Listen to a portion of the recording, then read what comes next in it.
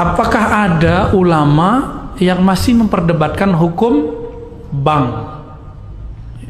Mau denger nggak nih? Ya, ini pahit ini ya. Ini berat tapi saya wajib menyampaikannya. Ada yang lulusan Al-Azhar nggak? Ada yang pernah ke Mesir nggak? Di Mesir ada Darul Ifta. Darul Ifta itu lebih kuat daripada MUI karena MUI cuma kumpulan ormas. Fatwanya hanya bersifat himbauan. Tapi Darul Ifta itu langsung diakui oleh negara. Itu di Mesir. Ya, fatwanya itu langsung diakui oleh negara. Ulama Mesir tahun 82-83 mengeluarkan fatwa bank itu apapun namanya haram. Alasannya apa? Karena bertambah, ada yang bertambah, bunga apapun namanya disebut dengan riba. Tapi Syekh Tontowi di tahun 87, 88, 89 mengeluarkan pendapat baru, boleh, tapi pendapat pribadi. Akhirnya di tahun 90-an, 2000-an, ulama-ulama Darul Ifta dan ulama-ulama Azhar kemudian mengkaji kembali. Hasilnya tahun 2003 Darul Ifta Mesir menfatwakan bahwa bank itu halal. Gimana itu? Wah, Ustadz ini liberal lagi nih. Kalau aneh liberal, maka Al-Azhar liberal. Ada yang berani bilang Azhar liberal? Ya. Darul Ifta liberal, ada yang berani bilang itu. Nah, liberal itu bukan itu. Liberal itu yang ngomong agamanya nggak pakai kaidah, itu baru liberal namanya. Ya. Apa itu liberal? Yang ngomong agama nggak pakai kaidah. Kaidahnya tak berkaidah gitu. Ulama Darul Ifta itu rata-rata ulama Azhar semua. Apa fatwa mereka? Bank itu sudah kami kaji lama, maka kami merevisi fatwa yang tahun 80-an itu. Jadi di kalangan ulama sendiri ada revisi. Masa yang bukan ulama maksain ulama? Ustadz kadang takut sama jamaah, akhirnya Ustadz terpaksa juga ikut-ikut sama selera jamaah.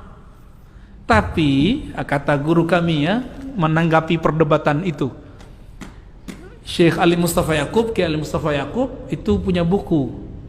Ada ikan tuna kok pilih bawal gitu. Ada ikan apa yang gede-gede itu? Ikan kakap kok pilih teri. Maksudnya apa? Udah ada bank syariah kok masih terjebak bank konvensional, meskipun ada ulama yang membolehkan bank konvensional. Jadi gimana sikap kita terhadap persoalan bank? Karena ulamanya beda pendapat, maka antum harus siap-siap beda pendapat dan beda pendapatan. Ya. Lalu ada persoalan di sini ya. Saya melihat, memandang, meneliti, mengobservasi orang-orang yang mengharamkan bank, gerakan anti riba ini nggak kafah juga. Dia gerakan anti ATM, kredit, debit, bahkan anti bank syariah. Namun masih pakai fulus rupiah. Kalau berangkat haji pakai real dan dolar. Saya mau tanya, yang mengeluarkan nilai, bukan nyetak. Kalau nyetak ada pencetaknya ya. Yang mengeluarkan nilai angka rupiah itu bank atau emas? Terjebak nih, lagi serius.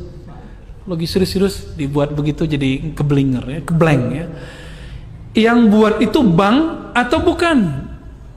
Bank apa yang mengeluarkan nilainya? BI. Antum itu mengharamkan bank tapi pakai produknya, tuh tanda nggak paham hukum fikih dan qawaid fikih. Dalam kaidah fikih ada sebuah kaidah at-tabi'u tabi'un. Kalau kamu mengharamkan A, maka apapun yang dihasilkan dari A haram.